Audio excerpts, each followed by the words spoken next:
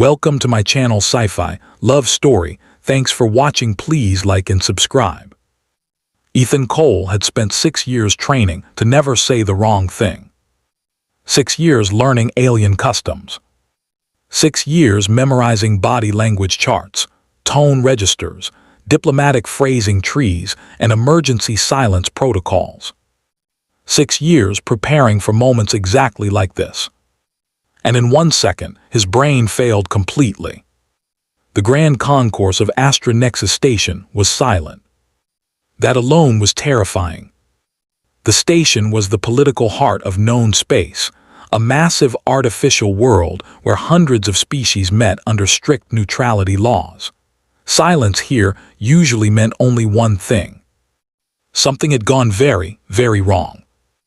Ethan stood frozen beside the Terran delegation table, his mouth slightly open, his translator implant still warm from the words it had just delivered to the room. Words he had not meant to say. Words no human had ever spoken to a reigning monarch of the Velari Dominion. Across from him, seated on a raised platform of dark crystal and silver light, Queen Veilrix Thane stared back. Her skin, normally a calm shade of deep blue, had shifted. The color was lighter now, almost violet. Ethan's implant helpfully supplied unwanted information. Velari physiological response detected, equivalent to emotional exposure. Oh no. Oh no no no. Queen Veilrix was not just powerful. She ruled 12 star systems. Her fleets kept entire regions of space quiet through reputation alone. Her word had ended wars and started others. And Ethan Cole, cultural liaison for the Terran Alliance, had just told her, during a formal negotiation session, that she was so striking he had momentarily lost the ability to think. In front of 50 delegates. In front of her guards. In front of recording drones. The silence stretched. Velari honor guards shifted their stance, not aggressive yet, but alert, hands closer to weapons that were more ceremonial than decorative. Alien representatives leaned back or leaned away, already distancing themselves from the coming disaster. Ambassador Ruiz, head of the human delegation, looked like she was deciding whether to disown Ethan publicly or pretend she had never met him. Ethan's heart pounded so hard, he was sure the microphones could hear it. He tried to speak. Nothing came out. Queen Veilrix blinked once. Her long silver-black crest shifted slightly, a movement Ethan had studied dozens of times in training vids. It meant focus, assessment, danger. She had asked him a simple question, a polite one, an opening for human perspective on shared territorial governance. He had prepared an answer, 3 versions actually. Instead, honesty had escaped first. Queen Veilrix slowly raised one slender hand. The guard stopped moving. "I believe," she said carefully, her voice smooth and perfectly translated, "that a recess may be appropriate." No one argued. The session dissolved with professional speed. Delegates stood, bowed, and exited as if fleeing a spreading fire. Within minutes, the hall was nearly empty. Ethan barely noticed being escorted away. They placed him in a guest suite that was far too comfortable to be a prison and far too guarded to be freedom. Diplomatic containment, they called it. Ambassador Ruiz arrived 10 minutes later. She did not sit down. "Explain," she said, arms crossed. Ethan opened his mouth. Closed it. Tried again. "I don't know what happened," he said finally. "I didn't plan it. My brain just stopped filtering." Ruiz stared at him. "You told the most feared ruler in this quadrant that she made you lose coherent thought." "Yes, ma'am." "Do you understand what that could mean?" "Yes, ma'am." "Do you regret it?" Ethan hesitated. That hesitation cost him a glare sharp enough to cut steel. "I regret the timing," he said honestly. "I regret the setting. I regret every witness in the room." Ruiz waited. But the statement itself, he continued quietly, no, it was true. Silence filled the suite again. Ruiz exhaled slowly. You are either about to be expelled from this station, she said, or rewritten into galactic history as the human who caused an incident no one can explain. Comforting, Ethan muttered. She pointed a finger at him. You do nothing, you say nothing, you wait. She left. Ethan sat on the edge of the bed and buried his face in his hands. His career was over. Possibly his species' reputation too. And yet, unwelcome and stubborn, a single image replayed in his mind. The Queen's face. Not anger. Not contempt. Shock. The summons arrived the next morning. Private audience. Queen Velric's Thane. No advisors. No guards inside the chamber. Ethan dressed carefully, choosing the most neutral formal attire he owned. If this was the end, he would meet it standing. The chamber was smaller than the grand concourse, circular, quiet. One wide viewport revealed a field of distant stars. Queen Velric stood near it, her back to the door. She was not wearing her crown. That alone was unsettling. Enter, she said without turning. Ethan stepped inside and bowed deeply. I offer my apologies for my unacceptable conduct, he began, reciting words he had practiced all night. It was unprofessional, disrespectful, and... Stop, she said. He stopped. She turned slowly to face him. Up close, her presence was overwhelming. Not beauty exactly, though that was there, but intensity, awareness, as if nothing escaped her attention. Do you understand, she asked, why you are here? To receive judgment, Ethan said. No, she replied. You are here because I do not understand you. That was unexpected. You spoke without strategy, she continued, without calculation, without advantage. Yes, Your Majesty. Why? Ethan swallowed. Because humans, he said slowly, are very bad at pretending when something surprises us. Her eyes narrowed slightly. In my entire reign, Velric said, every word spoken to me has carried intent, fear, flattery, manipulation. She stepped closer. Yours did not.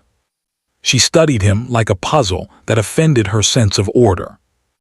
Did you seek favor? No. Did you seek provocation? No. Did you seek to weaken me? No. Then why speak? Ethan met her gaze. Because you were present, he said. Not a symbol, not a title, just there. And my brain reacted before my training could stop it. Silence followed. Then something remarkable happened. Queen Velrix laughed. It was short, soft, unpracticed, and deeply human. She seemed startled by the sound herself. My advisors, she said, regaining composure, are divided. Some demand your removal, others argue your honesty is dangerous. Both can be true, Ethan said. A corner of her mouth twitched. You are aware, she said, that your species is considered politically weak. Yes. And yet you treat power without fear. We treat people as people. Ethan replied, even when it scares us. She studied him again, longer this time. Remain, she said. Your Majesty. You will continue as liaison, Velric said, directly. Ethan's breath caught. This is not forgiveness, she added. This is curiosity. I understand. Good, she said. Then tell me, human Ethan. She stepped back toward the viewport, stars reflecting in her eyes. How does your kind live without walls? Ethan smiled faintly. We don't, he said. We just pretend ours are temporary. Queen Velrix was silent for a long time. Outside, stars burned quietly. Something fragile and dangerous had just begun. The galaxy noticed the change before it understood the cause. Within days of Queen Veilrix's private meeting with the human liaison, the tone of the Velari Dominion shifted, not in policy, not in military posture, but in something far harder to measure. Mood. Trade negotiations that should have dragged on for months moved forward smoothly. Minor disputes dissolved without threats. Long-standing tensions softened. Other species noticed. Rival diplomats whispered. Intelligence agencies filed quiet reports. Analysts ran simulations that refused to give answers. Something had changed the Queen. And that something was human. Ethan Cole became the most watched individual on Astra Nexus Station. He felt it everywhere. In the pauses that followed his footsteps. In the way guards watched but did not interfere. In the way alien delegates studied him like a variable they could not model. He continued his duties carefully, aware that one wrong move could still collapse everything. But Queen Veilrix insisted on his presence, often. They spoke during official sessions. They spoke during cultural briefings. And sometimes they spoke alone. It was during one such quiet meeting that Ethan realized how deep the change truly was. They stood in one of the station's botanical rings, surrounded by alien plants glowing softly under artificial stars. Veilrix walked slowly, hands clasped behind her back, her expression thoughtful. "I have ruled for 11 standard cycles," she said. "In that time, every decision I have made has been weighed against consequence." "That makes sense," Ethan replied. "You're responsible for billions." "Yes," she agreed, "but you are not." "No," he said, "just a few embarrassing headlines." She stopped and looked at him. "Do humans often joke when under threat?" "All the time," Ethan said, "especially then." She studied his face, then nodded slowly. "You speak freely with me," she said. "You disagree when you believe I am wrong. You do not flatter me." "I don't know how," Ethan admitted. "That," Veilrix said quietly, "is what frightens my advisors." Ethan smiled slightly. "They're not wrong to be scared." The advisors, in fact, were terrified. The Velari High Council met in emergency session 3 times in 1 week. Reports showed their queen laughing in public, walking without full escort, engaging in unscripted conversation. Human influence, some argued. Weakness, others warned. One voice spoke louder than the rest. Admiral Korath, commander of the Dominion's largest fleet. "The Queen is exposed," he said. "Her emotional openness is a vulnerability our enemies will exploit." "She remains decisive," another counselor argued. "For now," Korath replied. "But this human, this Ethan Cole, has disrupted centuries of discipline. He must be removed." The motion was brought quietly. Not an arrest. An accident. Meanwhile, Ethan sensed none of this. He was too busy teaching Queen Veilrix about human music. "This one," he said, activating a small audio pad, "is old, simple." The music filled the room, slow, emotional, imperfect. Veilrix listened without speaking. When it ended, she remained still. "It is inefficient," she said finally. Ethan laughed. "That's the point." "I do not understand why it makes my chest feel heavy," she said. "That's emotion," Ethan replied gently. "It doesn't ask permission." She looked at him then, really looked. "You live with this constantly." "Yes," he said, "it's exhausting." She nodded. "And yet, I would not wish to lose it." That was the moment Ethan realized he was no longer just a curiosity to her. He was a mirror. The attack came without warning. One moment, Ethan was crossing a transit corridor toward a scheduled briefing. The next, the lights died. Emergency shutters slammed down, air pressure shifted. Ethan barely had time to react before a figure lunged from the darkness. Training kicked in. He dodged, stumbled, hit the deck hard. A weapon discharged. Not lethal. Stun. Ethan screamed as electricity tore through his body. The attacker raised the weapon again and froze. A Velari honor blade hovered inches from his throat. Queen Valrix stood between them. Her presence was absolute. Guards flooded the corridor. The attacker was disarmed and restrained within seconds. Valrix did not look at them. She looked at Ethan. He was shaking, pain still crawling through his muscles. She knelt beside him, ignoring protocol, placing a hand on his shoulder. "Are you injured?" she asked. "I've had worse coffee," he gasped. That earned a breath of laughter from her, quick, fierce, emotional. She stood slowly and turned to the guards. "Take him," she said, her voice cold, "and summon the council." The chamber was filled within the hour. Admiral Koreth did not deny involvement. "I acted for the Dominion," he said. "The human compromises you." Queen Valrix descended from her throne. Step by step. "I am not compromised," she said quietly. "I am awakened." Murmurs spread. "For years," she continued, "we ruled through fear and control. And what did it give us? Stability without joy, power without purpose." She gestured toward the viewport, stars burning beyond. "This human reminds me what we protect. Not systems, not fleets, lives, meaning." Koreth sneered. "You choose weakness." "No," Valrix said, "I choose clarity." She raised her voice. "Humans do not fear power because they do not worship it. They respect it, but they see beyond it. That terrifies those who rely on fear to rule." She looked at Ethan. "And that is why they matter." The council fell silent. Koreth was stripped of command, exiled. The message echoed across the galaxy. Humans were under Velari protection.